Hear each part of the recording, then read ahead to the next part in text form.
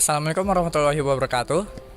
Kami dari Fakultas Teknik Informatika, Universitas Pamulang, kelas 02 TPLP 004. Dari kelompok 3, nama saya Muhammad Putra Prayoga, NIM 201011402167, dan Nama saya Muhammad Ilham Syahni, NIM saya 201011402204.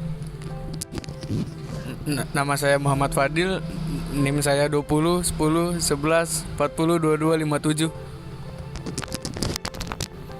Nama saya Muhammad Rifki Fauzi, NIM saya 201011400277.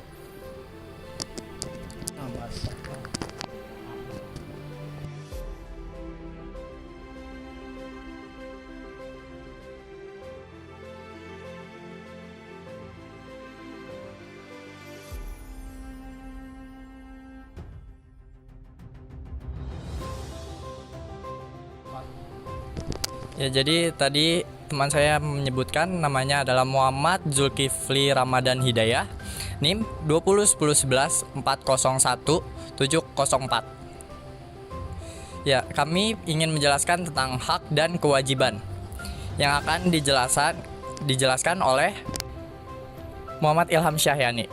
Kepadanya dipersilakan. Latar belakang. Hak dan kewajiban merupakan suatu hal yang berkaitan satu dengan yang lainnya. Jika hak dan kewajiban tidak berjalan secara seimbang, maka akan terjadi suatu permasalahan, seperti munculnya konflik dan perpecahan. Lalu ada pengertian hak, kewajiban, dan warga negara. Hak merupakan sesuatu yang pantas didapatkan oleh setiap manusia sebagai anggota warga negara sejak masih berada di dalam kandungan. Kewajiban adalah sesuatu yang wajib dilakukan oleh warga negara agar bisa mendapatkan pengakuan hak. Warga negara merupakan penduduk yang sepenuhnya dapat diatur oleh pemerintah negara tersebut dan mengakui pemerintahannya sendiri. Lalu ada contoh hak warga negara Indonesia. Setiap warga negara berhak mendapatkan perlindungan hukum. Setiap warga negara berhak mendapatkan pendidikan. Setiap warga negara berhak mendapatkan pekerjaan.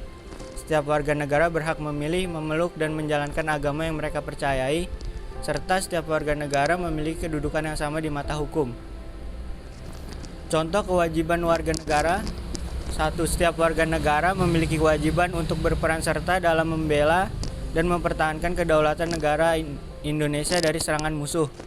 Lalu ada setiap warga negara wajib membayar pajak yang telah ditetapkan oleh pemerintah. Dan yang terakhir, setiap warga negara wajib menaati serta menjunjung tinggi dasar negara. Lalu hak dan kewajiban warga negara di Indonesia. Hak kita sebagai warga negara yaitu mendapatkan sesuatu yang sama tanpa membeda-bedakan dengan warga negara lainnya. Sedangkan kewajiban kita melakukan apa yang harus kita lakukan demi kemajuan bangsa Indonesia ke arah yang lebih baik dan rela berkorban bagi negara.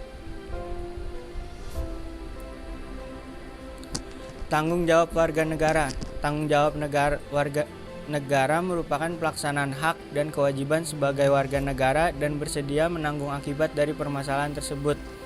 Bentuk tanggung jawab warga negara yaitu mewujudkan kepentingan nasional, ikut terlibat dalam memecahkan masalah-masalah bangsa, dan memelihara dan memperbaiki demokrasi. Peran warga negara. Yang pertama ada menjunjung tinggi hukum dan pemerintahan. Yang kedua, berpartisipasi aktif dalam pembangunan nasional. Yang ketiga, menjaga kebersihan dan kesehatan lingkungan sekitar. Yang keempat, ada mengembangkan iptek yang dilandasi iman dan takwa. Yang kelima, menciptakan kerukunan antar umat beragama. Yang keenam, ikut serta dalam memajukan pendidikan nasional. Jadi kesimpulan hak dan kewajiban itu, hak dan kewajiban merupakan salah satu hal yang berkaitan satu dengan lainnya. Jika hak dan kewajiban tidak berjalan secara seimbang, maka akan terjadi suatu permasalahan, seperti munculnya konflik dan perpecahan. Ketika kita melaksanakan hak dan kewajiban, maka kita bersedia menanggung akibat dari permasalahan tersebut yang kita sebut sebagai tanggung jawab warga negara. Mungkin itu saja yang bisa saya sampaikan untuk pemaparan hak dan kewajiban warga negara. Terima kasih. Ya, setelah pemaparan hak dan kewajiban, kita ingin menjelaskan tentang studi kasus anak SMK yang menipu para pejabat hingga miliaran rupiah, serta pro dan kontranya. Baiklah, setelah tadi saya membacakan pemaparan awal, sekarang saatnya kita ke studi kasus tentang anak SMK yang menipu pejabat negara hingga miliaran rupiah. Baik, sekarang saya ceritakan dulu kronologisnya.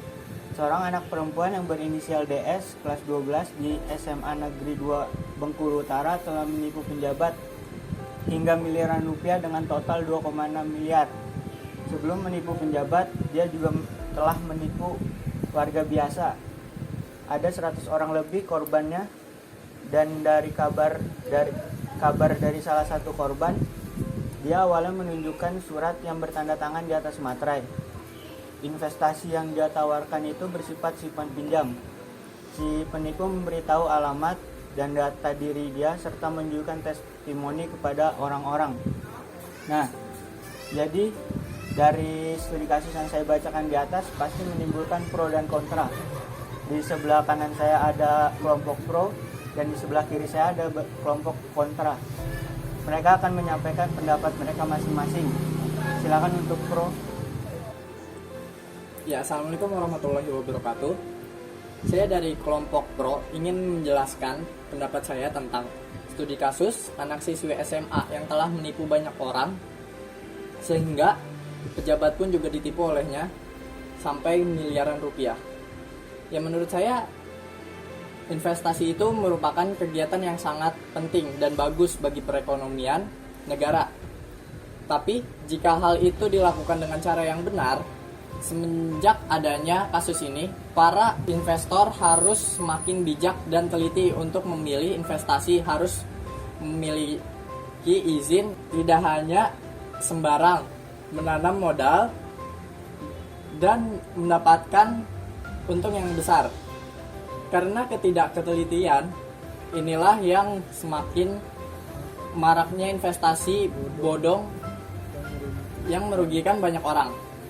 Ya, selanjutnya akan dijelaskan oleh teman saya yang kelompok pro juga. Kepadanya dipersilakan.